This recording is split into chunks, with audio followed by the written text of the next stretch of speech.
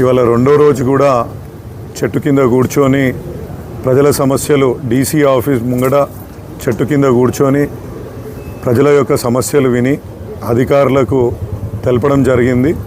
వాటిని అన్నిటిని కూడా త్వరగా పరిష్కరిస్తామని కూడా హామీ ఇవ్వడం జరిగింది. డీసీ గారు మళ్ళీ అధికారులందరూ కూడా ఈ పనులకు వాళ్ళ రెస్పాన్స్ చూసి తర్వాత మా యొక్క కార్యాచరణ కూడా మొదలు పెట్టుకుంటాం.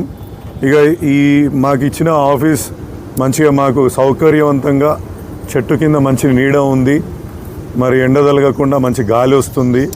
కాబట్టి ఇప్పుడు ఇంతకుముందు వైఎస్ఆర్ గారు ఒక రచ్చబండ కార్యక్రమం అని పెట్టినరు, ఇది మాది అదేవిధంగా ఒక రచ్చబండ కార్యక్రమం అనుకోండి.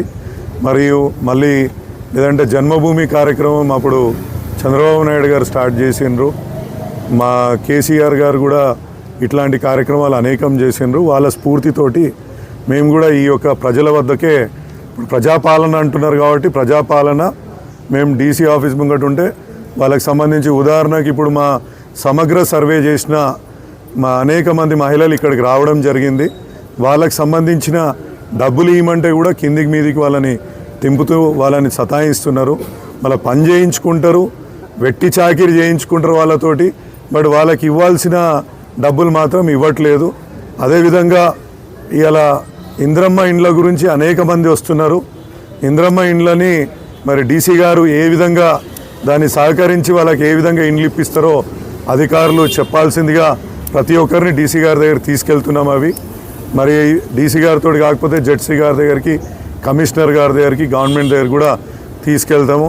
ఒక 14 లక్షలు సుమారు యువ వికాసం అప్లికేషన్లు వచ్చినాయి. మా యొక్క మల్కాజిగిరి నుంచే సుమారు 1,00,000 మంది అప్లై చేసుకున్నారు. మరి అది కూడా ఏ విధంగా ఇస్తామంటే సార్ ఇప్పుడు గవర్నమెంట్ ఓన్లీ అప్లికేషనే చేసుకోమన్నది, ఇంకా విధి విధానాలు మాకేం చెప్పలేదని కూడా అధికారులు చెప్పడం జరిగింది.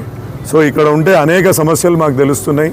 ఇంకా అంటే రెగ్యులర్గా ఉండే సమస్యలతో పాటు చిన్న చిన్న వాళ్ళకి పర్సనల్కి సంబంధించిన సమస్యలు కూడా అనేకం వస్తున్నాయి. కాబట్టి ఇదొక అంటే వాళ్ళకి ప్రజలకు బెనిఫిట్ అవుతుంది అనేసి నేను ఇదే విధంగా కంటిన్యూ చేస్తామని, ఇది రెండో రోజు ఇదే విధంగా కంటిన్యూ చేస్తాము.